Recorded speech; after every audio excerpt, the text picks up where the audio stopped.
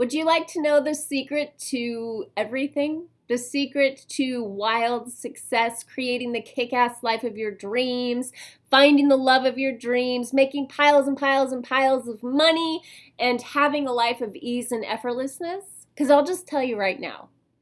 Number one, you need to be born to parents who have a rockin' sense of self-love and self-respect and love for each other and respect for each other that they regularly display, as well as love and respect for you. You need to grow up in an environment that nurtures and supports and encourages your every passion, your natural gifts, so that they develop into real talent and skill. And then you also need to be raised in an environment that will correct you, that will call you out on your shit without shaming you, without making you ashamed of who you are, without making you a bad person. So if you grew up in an environment like that, what are you watching this video for? You have the golden ticket. Go on, be free, be fabulous.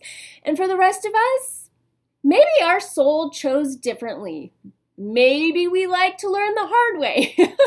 Maybe we just got the shit into the stick. I don't really know. But what I do know is that it is not too late to create that kind of environment for yourself and to choose again.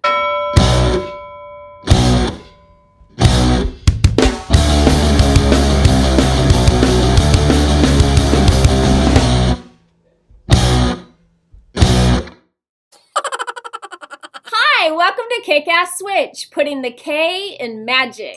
I'm Joanna DeVoe, and you are watching a video about magic. Sex appeal, magic and sex appeal. Let's just start right there. Let's start and end right there. Let's see if I can actually hold a thought through the entire length of a video with some kind of consistency, because I have an idea here. So let's see how well I can convey it to you today. In my opinion, in my personal experience, the secret to having a slammin' sense of sex appeal and the secret to being a kick-ass magician, it's the same thing. It's the same thing. It really boils down to confidence. And what confidence boils down to is belief. The secret ingredient to magic is belief. So if you believe that you are smoking hot, it doesn't matter how much you weigh. It doesn't matter what kind of nose you have. It doesn't matter how old you are. It doesn't matter if you're wearing the right clothes or the wrong clothes.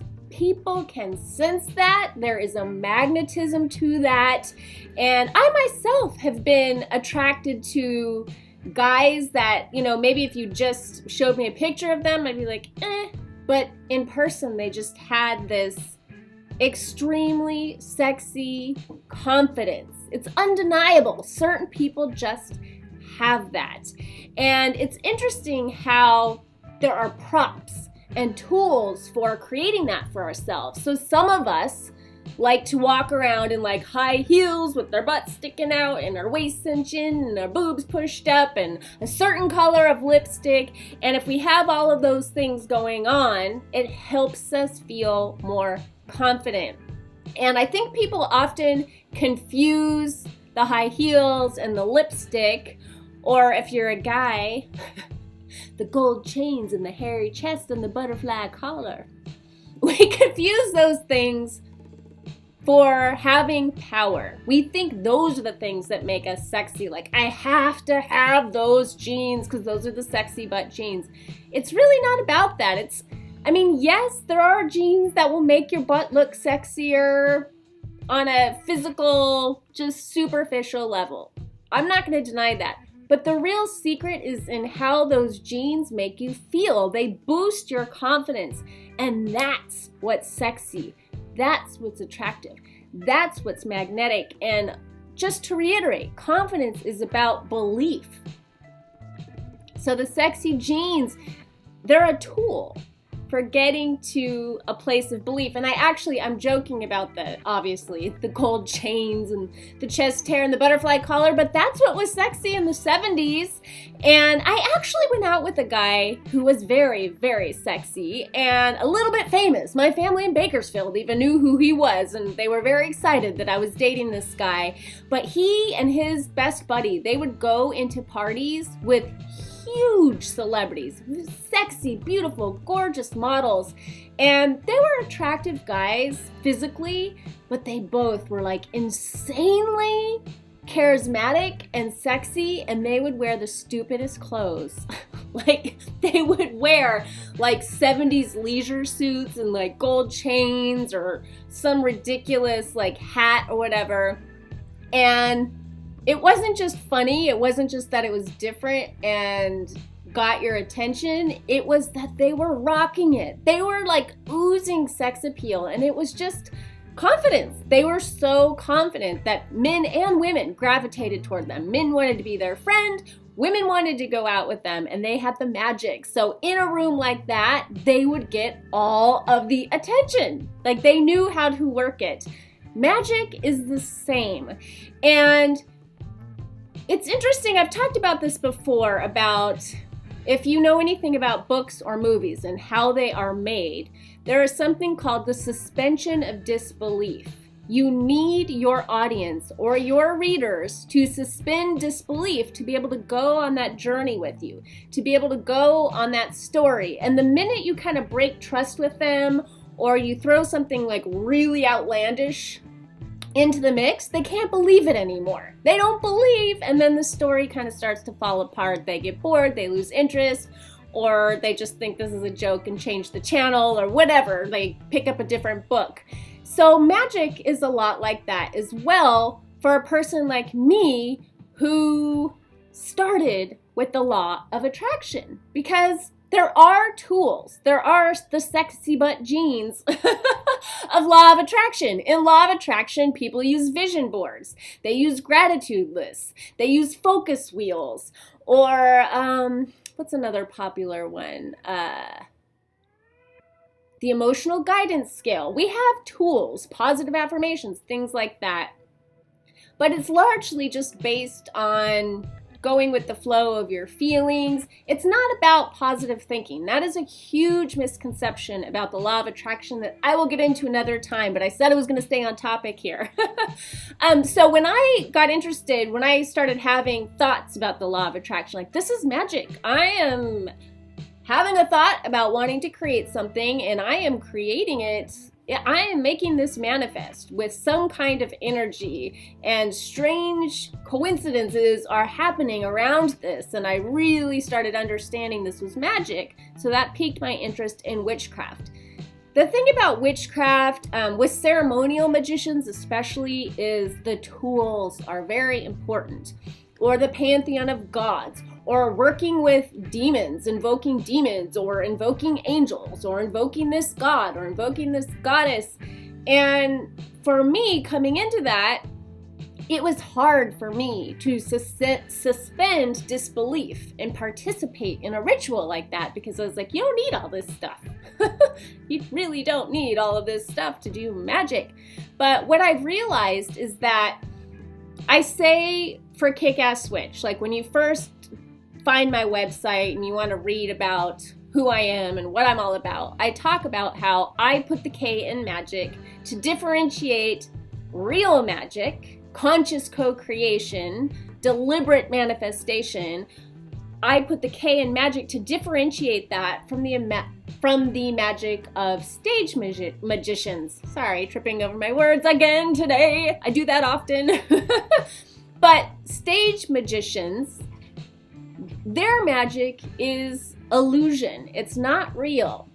But the more you get into magic with the K, you start to see that what stage magicians do, what illusion is, there starts to become like this fine line, because so much of the ceremony and the ritual and the tools is about creating the illusion of magic for a group, for example, to create that group experience, to take them on an experience. And most people that are going to show up to a ritual like that, they suspend their disbelief. If they think that you are a high priestess of what's it, not who's it, whatever, if they have that belief in you, they're willing to go on that ride with you because they've suspended disbelief.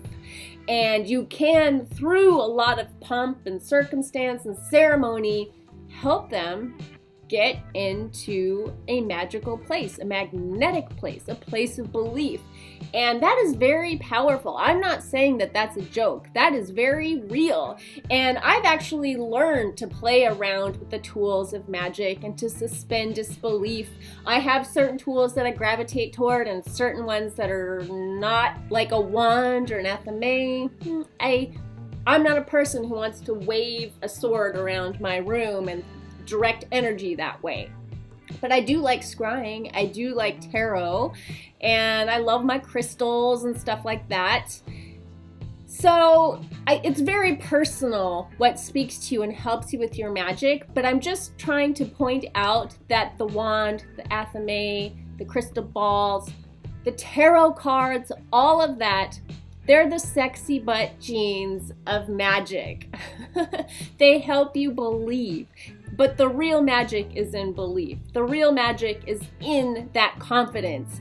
So that is why, like if you listen to my show on Tuesday, I was talking about Cameron Diaz and how certain people, like, just opportunities come to them because they're just confident and free and happy, and opportunities come their way and they don't have a lot of resistance. They're like, yeah, sure, okay, I'll model for you. You want me to model for your catalog? Cool. Oh, you want me to be in your movie? Yeah. And they just kind of go through life like that. You run into a lot of people like that in Hollywood. I've seen a lot of people like that, and the rest of us are just like scratching our heads like, what is going on here?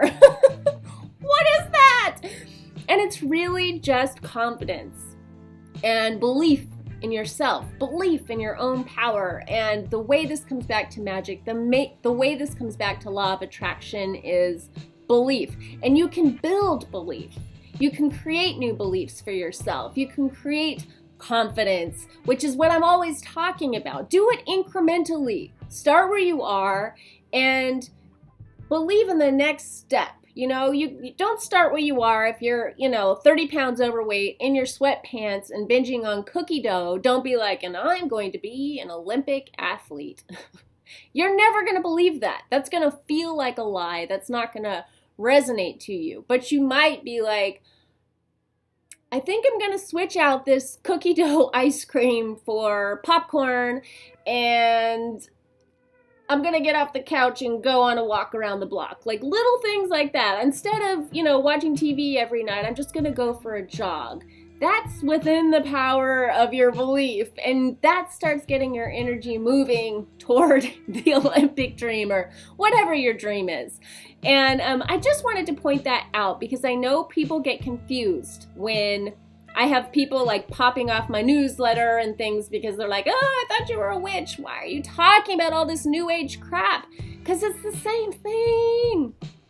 It's the same thing, in my opinion, in my experience. And test this out.